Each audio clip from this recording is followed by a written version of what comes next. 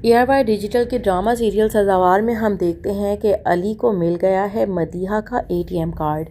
ہاں، جب مدیحہ کو ہاسپٹل لے جانے کی ضرورت تھی تب تو علی صاحب دور دور تک موجود نہیں تھے، بلکہ اس کو اپنی نیند پیاری تھی یا پھر اپنے میچ کی فکر ستائے جا رہی تھی۔ لیکن جیسے ہی اس کو نظر آ جاتا ہے مدیحہ کا ATM کارڈ تو اس کی نظر میں لالچ کی چمک دوبارہ سے بیدار ہو جاتی ہے اور مدیحہ کو مار پیٹ شروع کر دیتا ہے کہ ATM کارڈ کا پن کوڈ اس کو بتائے تاکہ وہ فوراً سے پہلے سارے پیسے اپنے اکاؤنٹ میں ٹرانسفر کرے اور مدیحہ کو زیورات کی طرح پیسوں سے بھی محروم کر دے۔ مدیحہ کو اس کی چالاکی تو اچھی طرح سے سمجھ آ ہی رہی ہے، لیکن ابھی وہ بے بس ہے کیونکہ اس کے باپ کے گھر کے دروازے بھی اس پر بند ہو چکے ہیں اور اس کا بھائی بھی اس سے کوئی بات کرنے کا روادار نہیں ہے۔ بلکہ ادھر دوستو رضا تو اپنے ہی مسئلوں میں پڑ گیا ہے۔ مسئلے کیا بلکہ اپنے ساتھ ساتھ وہ اب مسکان کی زندگی بھی دوبارہ خراب کرنا چاہتا ہے۔ اس کو طلاق دینے کا ڈیسیژن سراسر اس کا اپنا تھا،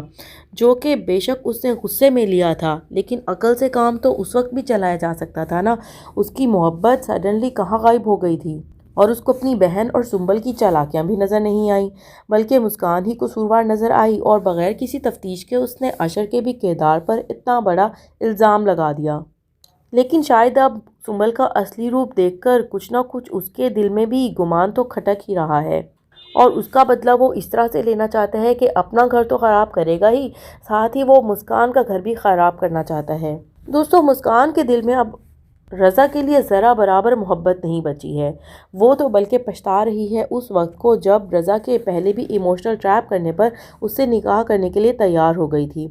جو بچی کچی محبت تھی وہ بھی طلاق دینے کے بعد اور اس کی سنبل سے شادی کا سن کر ختم ہو چکی۔ اب تو وہ زاویار کے ساتھ اپنا رشتہ مضبوط کرنا چاہتی ہے،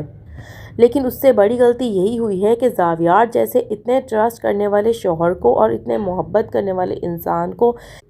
اس نے ڈر کے مارے اندھیرے میں رکھا۔ اس کو تو ڈے ون سے ہی بتا دینا چاہیے تھا کہ اس کا پہلا شوہر کون تھا، اور خاص طور پہ جب رضا ان کی زندگی میں ایک دفعہ دوبارہ ایکسیڈنٹلی آ ہی گیا تھا تو اس کو اسی وقت ہی زاویار کو ٹرسٹ میں لے لینا چاہیے تھا۔ لیکن ڈر کے مارے کہ پتہ نہیں زاویار کی ماں کا رسپانس کیسا ہو، اس نے اس بات کو چھپا لیا کہ شاید یہ بات آئی گئی ہو جائے گی۔ لیکن رضا تو ہاتھ دھو کر مسکان کے پیچھے پڑ گیا ہے۔ شاید وہی بات ہے کہ پہلے اس کو مسکان میں اتنا انٹرسٹ نہیں رہا تھا، جب سے اس نے دیکھ لیا کہ وہ تو زاویار جیسے ایک اتنے ہینڈسم اور انتہائی دولت مند انسان کی بیوی بن چکی ہے، تب آؤٹ آف جیلسی اس سے برداشت نہیں ہوا۔ ورنہ دوستو ہم دیکھ ہی رہے ہیں کہ وہ تو کب کا ہی مسکان کو فراموش کر چکا تھا۔ ایک بار بھی اس نے ضرورت محسوس نہیں کی کہ طلاق کے بعد ہی جا کر مسکان کا حال دیکھ لے کہ وہ کس قدر اذیت کا شکار رہی ہے، اور اب فائنلی جب مسکان موو آن کر چکی ہے تو جا کر رضا کا پچھتاوا بیدار ہو گیا، وہ بھی صرف اور صرف مسکان کے ساتھ اتنا اچھا لائف پارٹنر دیکھ کر۔ اگر یہی مسکان نے کسی لو سٹینڈرڈ کے بندے سے شادی کی ہوتی تو شاید رضا کو دوبارہ بھی مسکان میں کوئی انٹرسٹ محسوس نہ ہوتا۔ سب سے مزے کی بات تو یہ ہے کہ سنبل جیسی چالاک لڑکی کو بھی رضا کے موبائل میں مل گیا ہے اس کا مسکان سے رابطہ کرنا، اور وہ تو مارے غصے اور جلن میں بھڑک ہی اٹھتی ہے کہ یہاں میں تمہاری بیوی بن کر بیٹھی ہوں، تمہارے باپ کو اور تمہارے گھر کو سنبھال رہی ہوں، اور تم ہو کہ مسکان سے دوبارہ محبت کی پینگیں بڑھا رہے ہو۔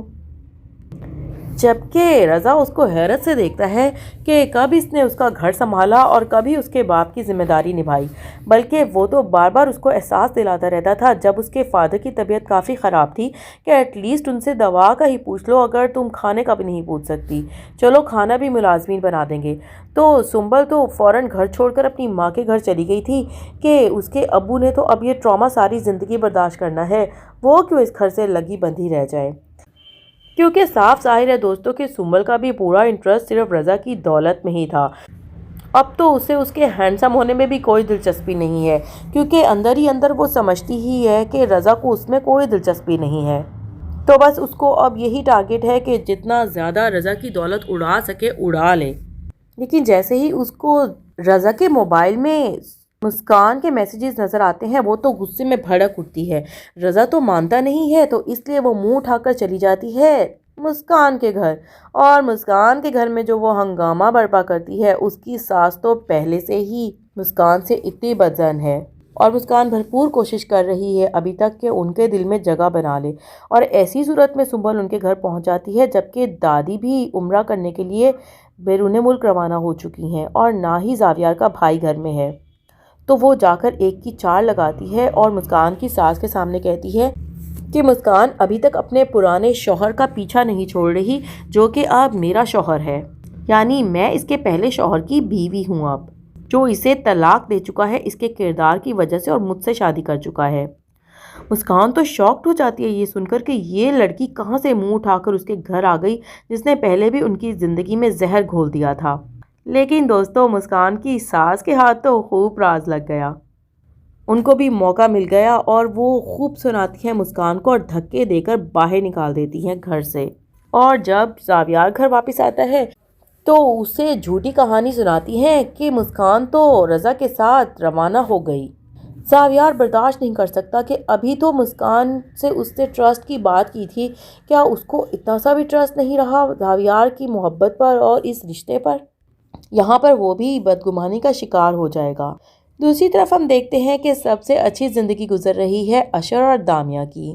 اور دامیہ جیسی اچھی سلجھی ہوئی لڑکی نے نہ صرف اپنے سسرال کو رام کر لیا ہے بلکہ اپنی بھابھی کو بھی اپنا گرویدہ بنا دیا ہے، ان کو انڈیپینڈنٹ ہونے کا بہترین نسخہ سمجھا کر۔